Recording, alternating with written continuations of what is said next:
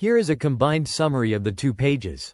The critical period for language acquisition has long been a topic of interest in linguistics, with humans exhibiting a loss in ability to acquire a second language and a tendency not to forget their first language under deprivation. Researchers have debated whether these phenomena are predetermined by innately encoded developmental changes in the maturing brain or natural consequences of increased experience. This study uses language models to test the extent to which these phenomena are peculiar to humans or shared by a broader class of language learners. The authors vary the age of exposure by training language models on language pairs in various experimental conditions and find that language models, which lack any direct analog to innate maturational stages, do not show critical period effects when trained sequentially on L1 and L2. This contradicts the claim that critical period effects are an inevitable result of learning in statistical learners and are consistent with an innate mechanism for critical period effects. The authors also attempt to reverse engineer the critical period by introducing a regularizer partway through training to simulate a maturational decrease in plasticity. They find that both critical period effects emerge in tandem when the model's plasticity is explicitly controlled in this way. This suggests that the critical period for language acquisition may not be an inevitable consequence of statistical learning, but rather a biologically programmed developmental stage. The study highlights the utility of language models as tools for theories about human language acquisition and suggests a path forward to making language models more developmentally plausible models of human language acquisition.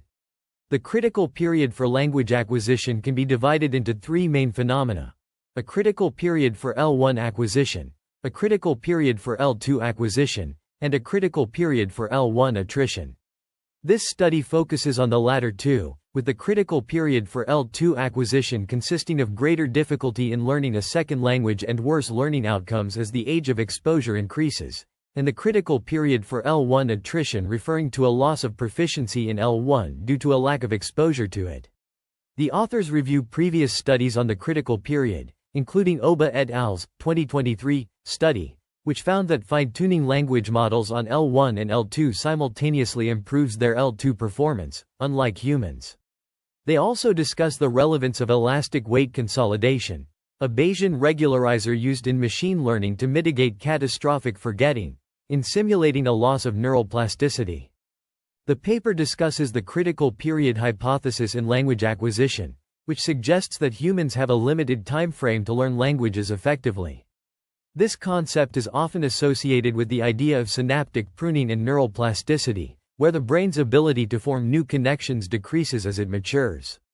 The authors argue that computational models, specifically language models, LMs, can be used to study this phenomenon and test theories about it.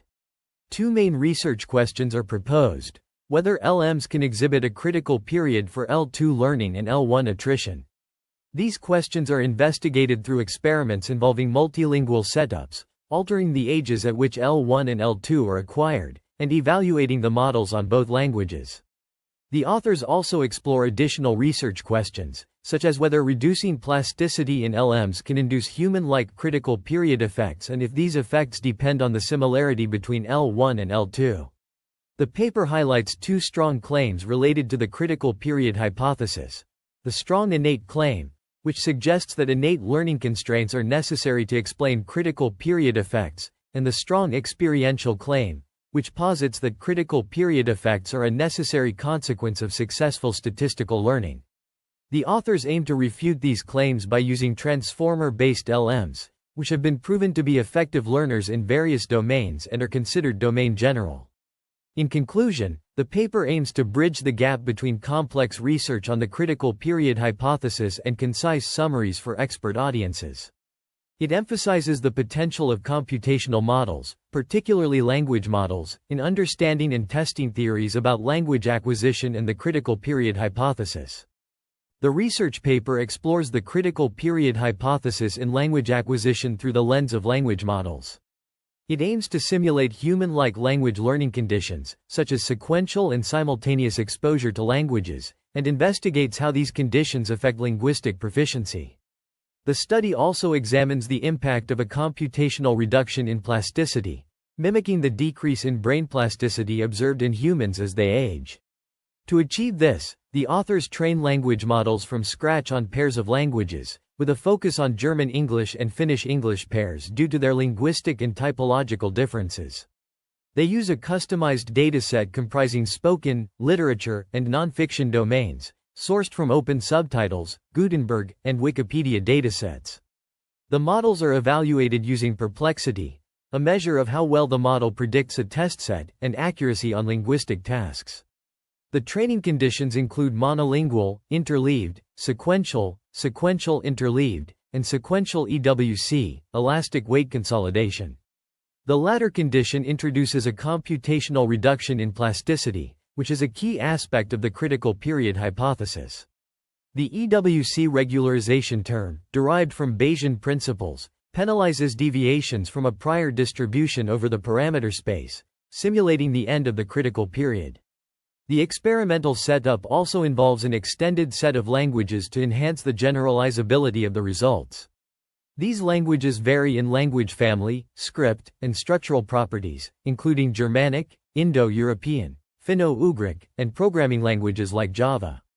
The paper's findings could shed light on the critical period hypothesis, helping to understand the role of plasticity and exposure timing in language acquisition. This could have implications for both theoretical linguistics and natural language processing research. In this research, the authors investigate the effects of continuous pre-training on multilingual language models, focusing on how the sequential exposure to languages influences their proficiency in both languages. The study uses GPT-2 and Roberta models, trained with German and Finnish as first languages and English as a second language. The experiments are conducted under various conditions: monolingual, sequential, interleaved, and sequential with elastic weight consolidation, EWC. The first experiment, with English as the second language, reveals that the monolingual condition achieves the best performance in terms of perplexity, BLIMP, and glue scores. However, the interleaved condition shows a slight decrease in performance, while the sequential condition exhibits varying outcomes depending on the model architecture. The sequential EWC condition demonstrates a significant negative impact on L2 learning due to reduced plasticity from regularization. The second experiment reverses the language order, using English as the first language and German and Finnish as second languages. This setup allows for tracking L1 performance throughout the training process. The results indicate a smaller drop in glue scores compared to BLIMP scores, likely due to the conceptual difference between zero-shot evaluations and those requiring fine-tuning. In the monolingual condition, L1 performance continues to improve until the end of training, albeit at a slower pace in the second stage. These experiments provide insights into the effects of continuous pre-training on multilingual language models, highlighting the importance of language exposure order and the impact of regularization techniques. The findings contribute to understanding how to effectively manage language proficiency in multilingual models and shed light on the potential benefits and drawbacks of different training strategies. The research paper presents experiments on language models, specifically exploring the concept of catastrophic forgetting, CP, in sequential language learning. The authors investigate whether language models forget previously learned languages when exposed to new languages. The experiments involve training language models on two languages, L1 and L2, using different training conditions: interleaved, sequential, and sequentialewc, with elastic weight consolidation. The results show that in the sequential condition, language models tend to forget L1 knowledge when exposed to L2, whereas in the interleaved condition, models maintain L1 proficiency. The sequentialewc condition, with regularization strength lambda, preserves L1 knowledge to some degree, but impairs L2 learning. The authors also explore the trade-off between L1 and L2 performance as a function of lambda, finding that high lambda values maintain L1 knowledge but harm L2 learning, while lower lambda values allow L2 learning but compromise L1 retention. They select lambda values that balance L1 and L2 performance. In Experiment 3, the authors extend the training time for each language, allowing model weights to converge better. The results show more uniform performance across conditions, with the interleaved setting showing slight improvement. However, the sequentialewc condition does not significantly improve with longer training. Experiment 4 diversifies the language pool, using a wider range of languages and a reduced training dataset. The results indicate that language similarity does not impact CP, as L2 performance is not correlated with the degree of similarity between L1 and L2. The study concludes that there is no evidence for a CP in language models, as L2 learning does not necessarily impair L1 knowledge. The findings have implications for theoretical claims on language learning and forgetting. The authors discuss limitations and opportunities for future work, including exploring other regularization methods and investigating the effects of language similarity on CP. This study explores the critical period hypothesis in language acquisition, focusing on the role of statistical learning and innate mechanisms. It uses large language models, LMs, as a proxy for human learners, comparing their performance under different training conditions to simulate first and second language acquisition. The results show that LMs do not naturally exhibit critical period effects, unlike humans, who experience a decline in language learning ability with age. The research also investigates whether introducing an artificial loss in plasticity, through the use of elastic weight consolidation, EWC, can reverse engineer human-like learning patterns in LMs. By comparing the learning trajectories of LMs to those of human learners, the study aims to identify features that are natural properties of language learning and those that require innate mechanisms. The findings suggest that LMs are more plastic later into the learning process than human learners, refuting the strong experiential claim that all successful learning algorithms will show critical period effects. However, the results are consistent with the strong innate claim, which states that innate maturational stages are necessary to produce critical period effects. The study concludes that LMs differ significantly from humans in terms of language learning and that comparing the learning trajectories of human learners to those of computational ones can reveal insights about humans. It emphasizes the importance of replicating these results in other artificial learners that resemble humans more closely in other respects. The paper explores the concept of linguistic nativism and the role of plasticity in deep neural networks, focusing on the critical period hypothesis in second language acquisition. It begins by discussing the idea that there is a critical period for language acquisition, where children have an innate ability to learn language, but this ability declines with age. The authors also discuss the concept of linguistic nativism, which suggests that humans are born with an innate capacity for language acquisition. The paper then delves into the connectionist perspective on development, citing research that suggests that neural networks can be used to simulate the developmental process of language acquisition. The authors reference several studies on the effects of aging on synaptic density and cognitive science in the era of artificial intelligence.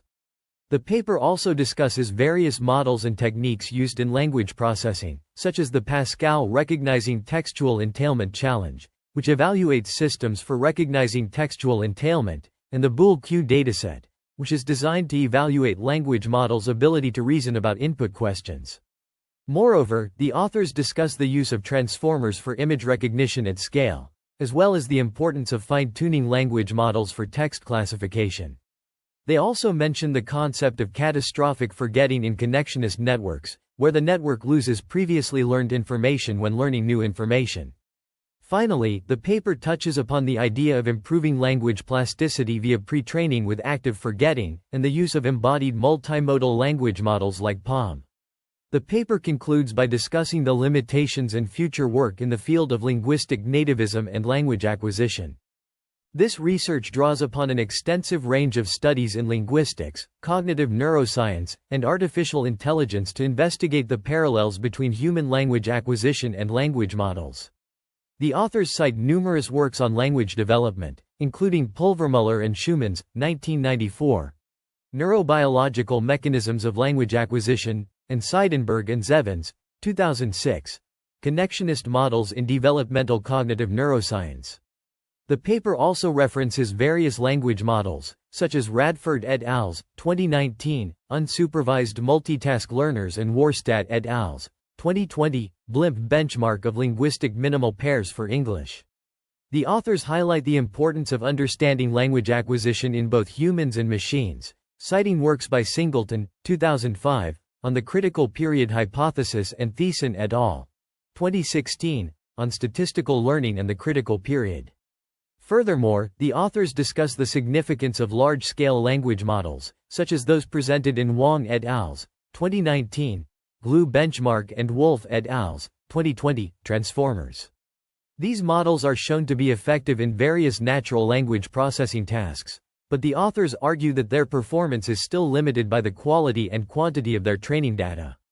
The paper also explores the concept of sample-efficient pre-training on developmentally plausible corpora, as demonstrated in Warstadt et al.'s 2023 Baby LM Challenge. This approach is seen as a promising direction for improving language models, as it allows them to learn from smaller, more targeted datasets that are more similar to those encountered by human learners. The authors conclude by highlighting the need for continued research into the parallels between human language acquisition and language models, with the ultimate goal of developing more effective and human-like language understanding capabilities. In this research, the authors focus on multilingual language models, focusing on the task of pre-training and fine-tuning models across multiple languages. They present a comprehensive dataset for multilingual language modeling, which includes open subtitles, Wikipedia, and Gutenberg datasets. The data is cleaned by removing extra spaces, non-breaking spaces, and dataset-specific characters.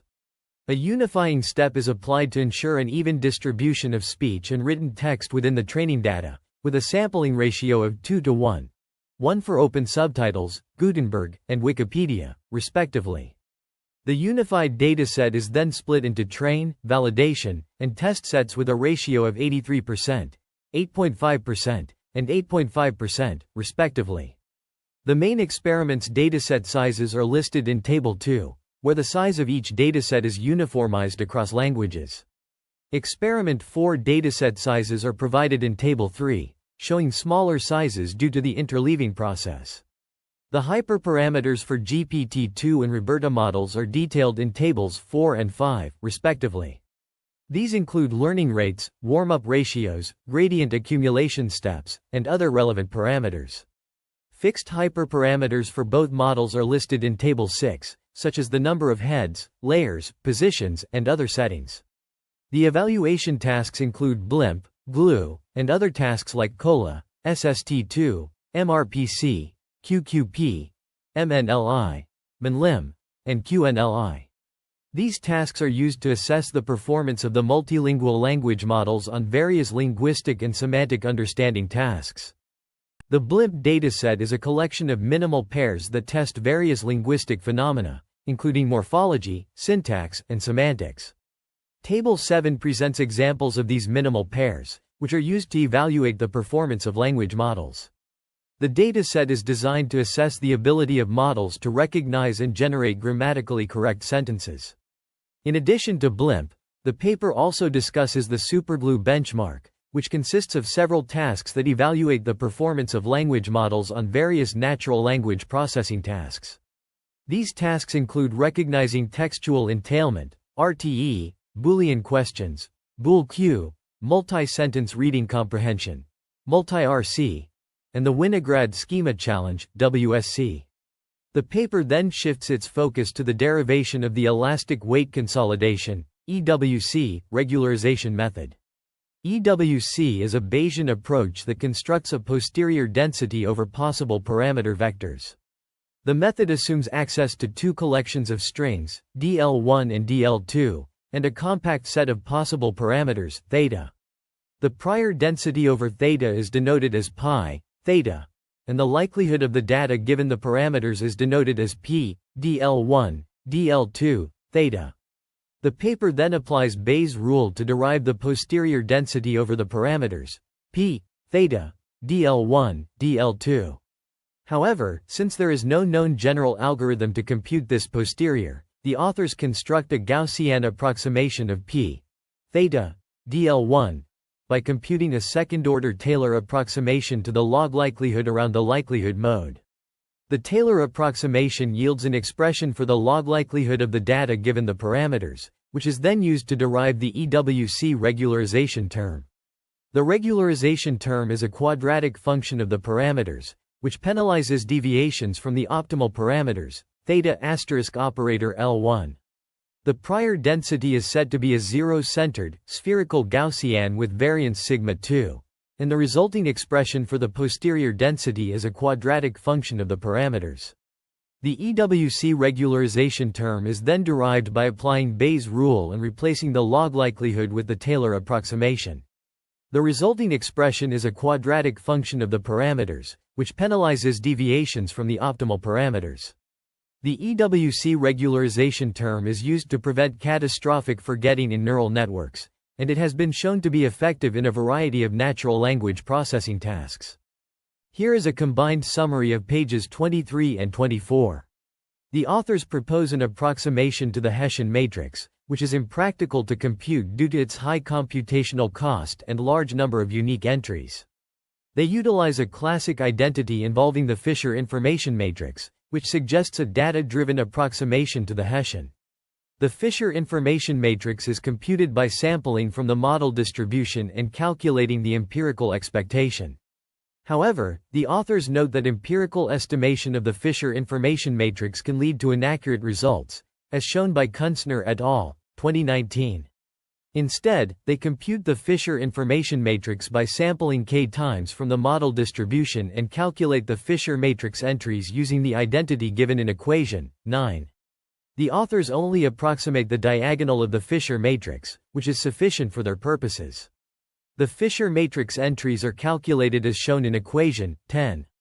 The authors then propose a simple regularizer that promotes a language model, previously trained on L1 data, to retain its knowledge during training on L2 data. The regularizer, denoted as R, theta, consists of two terms, REWC and RL2. REWC corresponds to the Fisher information matrix-based regularization term, which encourages the model to retain its knowledge from L1 data. RL2 is the well-known L2 regularization term resulting from the prior over the parameters theta. The calculation of REWC is further simplified as shown in equation 12, which takes only O(d) time because the Fisher information matrix is diagonal. The regularizer R, theta, is used to prevent catastrophic forgetting in continual learning scenarios. The authors argue that their proposed regularizer is more effective than existing methods, as it takes into account the Fisher information matrix, which captures the importance of each parameter. The experimental results, discussed in the subsequent sections, demonstrate the effectiveness of the proposed regularizer in preventing catastrophic forgetting.